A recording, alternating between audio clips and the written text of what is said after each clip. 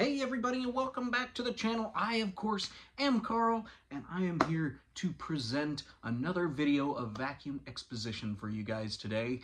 Of course, for those that have been watching, we are doing a series on cyclonic machines for the month of May. May being my birthday month, I decided to do something a little bit different and kind of focus in on a topic that I have not really paid a whole lot of attention to since becoming a collector. But we have another cyclonic machine to get to today. It is going to be the last one of the series, of course, just because it is the last weekend of May before we get into June. But then June, we are starting another new series. I'm going to call June my restoration month.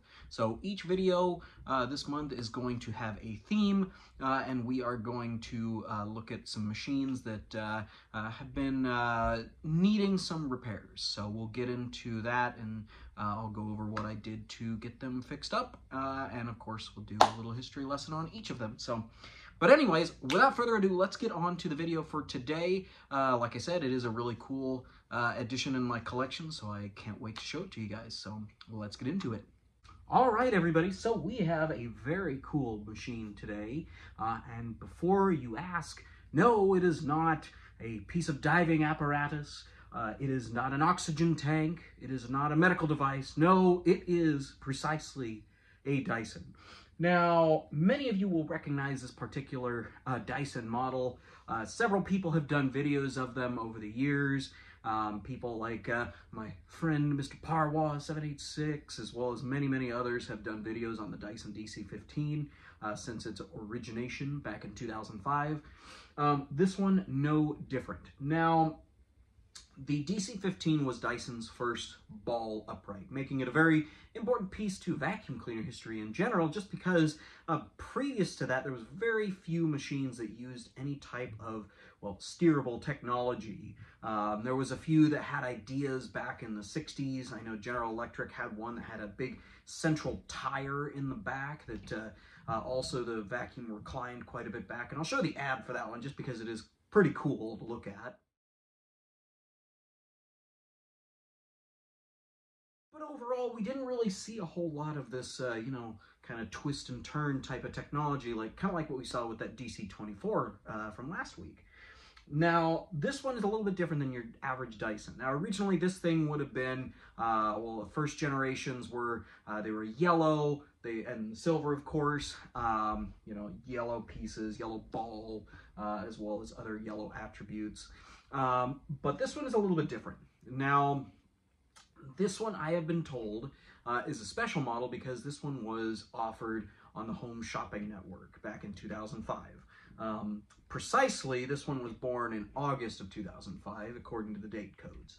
But either way, this one would have been one that you would have ordered through one of the Home Shopping Network channels. I do know that they did do, and they still do, a lot of Dyson products all the way up through, well, today. So you can still buy a Dyson through the Home Shopping Network, but this particular one, this is the DC-15 Total Clean. And this was a model that you could only acquire through the Home Shopping Network, not because you couldn't acquire one anywhere else. This was just kind of a limited edition, special edition, whichever you'd like to call it. But a very interesting machine with a little bit of interesting history of where it came from. Now, getting back to the history on the DC-15, I did say that it was the earliest of all of the ball technology back in 2005, which does make it very interesting to start with. But the real thing that really kind of got me into Dysons was this model. Now, previous to all of this, previous to Dyson being a vacuum cleaner company in general, James Dyson developed something called the ball barrow, and I will show a picture of that right here.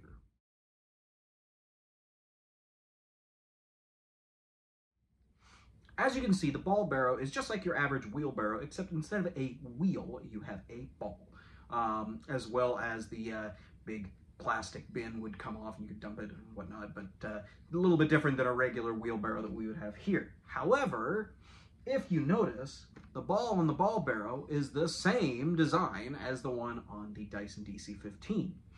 Now, when they were developing the DC-15, The ball concept came up as they were testing new ideas for the machine with different ways.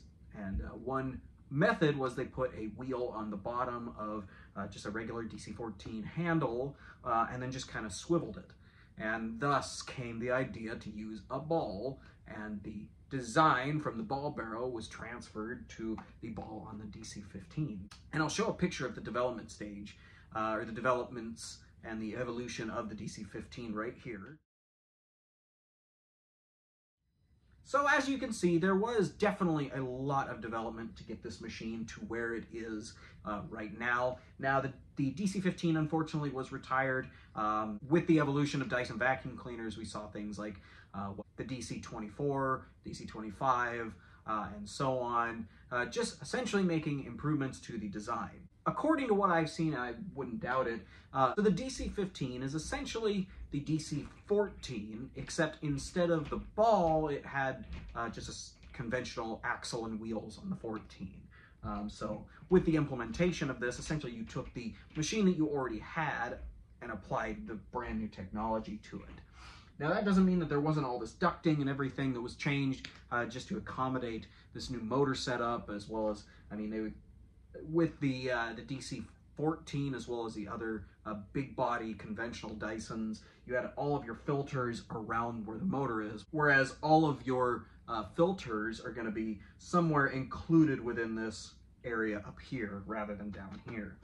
So they did change that. Filters were put into the balls in the later machines, and still today they are, but this was a little bit different when it came down to it. The DC-15 is also very significant because it is the only Dyson to offer a metal rug plate. Now, I thought that they had offered them on others, but apparently the DC-15 was special in the way that you got this metal rug plate, very similar to like a regular canister vacuum cleaner around, well, the 80s or 90s. You know, an Electrolux would have had a metal sole plate, or even Kirby still has metal sole plates. So very interesting little addition right there. Of course, you did have all of this hoses. When you go into upright mode, all of these types of things, they move. They go into different positions, so you have suction going to where it needs to go.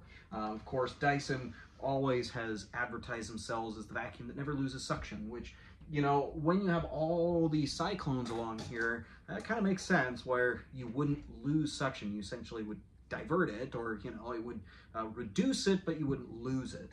So now this particular machine, you know, it is not common. Like I said, it wasn't a Home Shopping Network exclusive, but I've seen a couple pictures of them over the years. I do know that there was other models of the DC-15, more specifically, well, you have the yellow one, standard.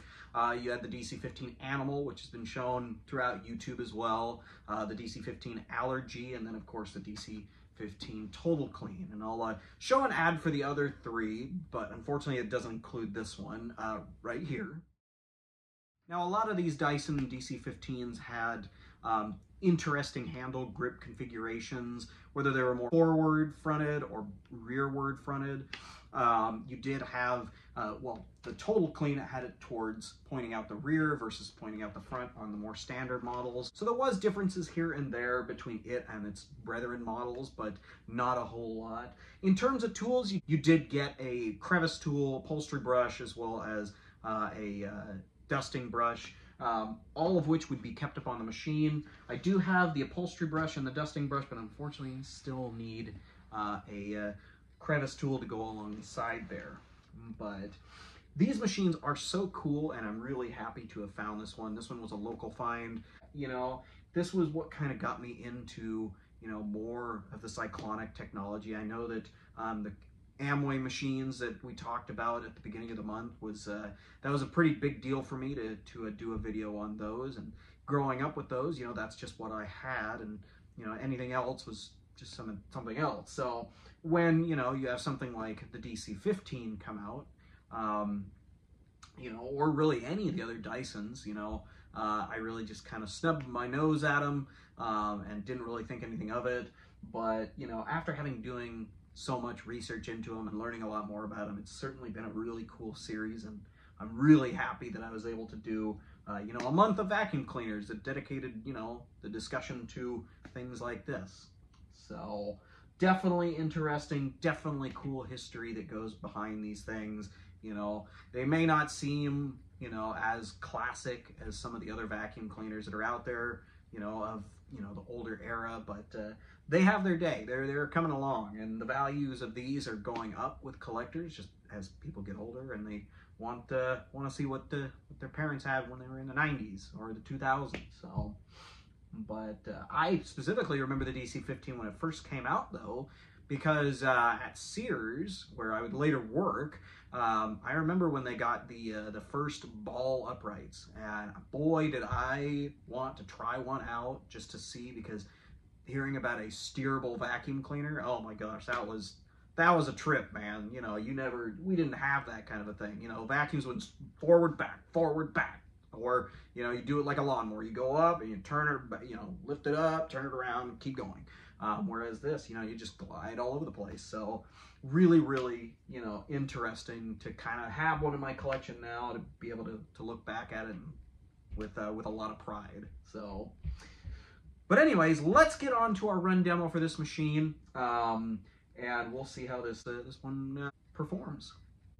All right, everybody, so we have everything set up with the DC-15 Total Clean. We are going to get on to the run demo, so let's see how it does.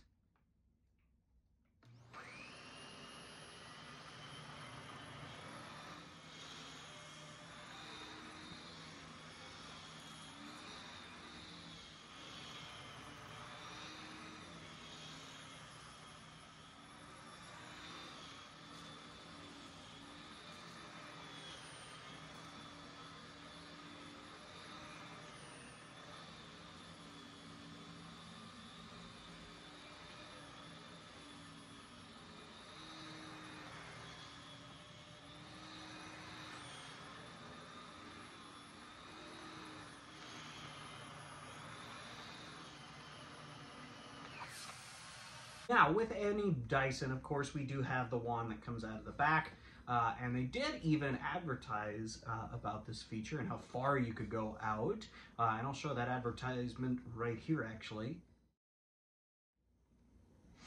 So as you can see, you could get this thing pretty far away from the machine in order to do all your vacuuming. Now, I do have a attachment. I have the dusting brush all ready to go here, just so I can demonstrate the hose and, you know, essentially the suction, and just kind of do it real quick on the floor like I've been doing. It is kind of interesting to see just how far this machine can extend to do what you need it to do. So I'm going to do a real quick test on that, and then we will wrap this all up.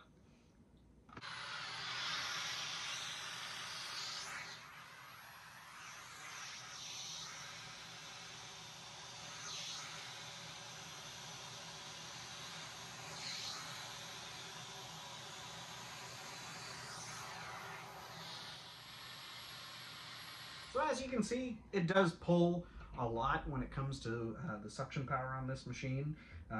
So even with the new implementation of the ball design with the motor inside the ball, this machine still put out a lot of power and did serve a lot of people very, very well. So, but I do hope you enjoyed our little run demo. It did perform really, really well, of course. It did clean the carpet very well. So I'm very pleased with how this thing still does after, well, a better part of almost 20 years now. Well, everybody, I do hope you enjoyed our little exposition on the 2005 Dyson DC-15 Total Clean. It is a really interesting machine, and I really wasn't expecting to find this particular model when I was looking for it. I really just was trying to find the yellow one so I could put that on display, but it's definitely a very interesting machine, especially with the implementation of the new, the mini turbine head right down here, the ball, all of the ducting to make sure that this all performs well. The engineering as well as the prototyping that went into this machine is quite impressive, being that Dyson did go through quite a few test mules in order to get to this point. But I'm so glad that that I have one now in my collection. It is kind of a little bit of a bonus, just being something, or just being a model that is not common at all. I mean, finding pictures of this thing at all was difficult. Maybe 2 or 3 I have seen in all of my searches trying to figure out anything about it. But anyways, thank you all for joining us. Of course, like I said, next week we will be looking at restoration projects, recent things, stuff coming out of the Kansas unit that needed some attention or work done. That's what we're going to look at for the month of June, so stay tuned for that. It's going to be a whole hodgepodge, so we're not looking at single time frames or anything like that. It's going to be from all across the board. But either way, I can't wait for it. I hope you guys can't either. It's going to be really, really fun, and I've been looking forward to it after kind of getting some things ready for it. But anyways, happy Memorial Day to everybody that is watching. Thank you to those that are watching that may have been in the military or armed forces or anything like that. Big thank you for your service, as well as for those that are celebrating. I hope you are all having a good weekend. I realize that this video is coming a day late, but that's what happens with long weekends, or when things get really busy for me. So I have been able to spend some time with my family. I hope you all did too. But we, of course, will be back on Sundays again next week, just normal. But either way, you guys all have a great rest of your long weekend, if you had one. If not, have a great rest of your Monday, and we will see you next Sunday.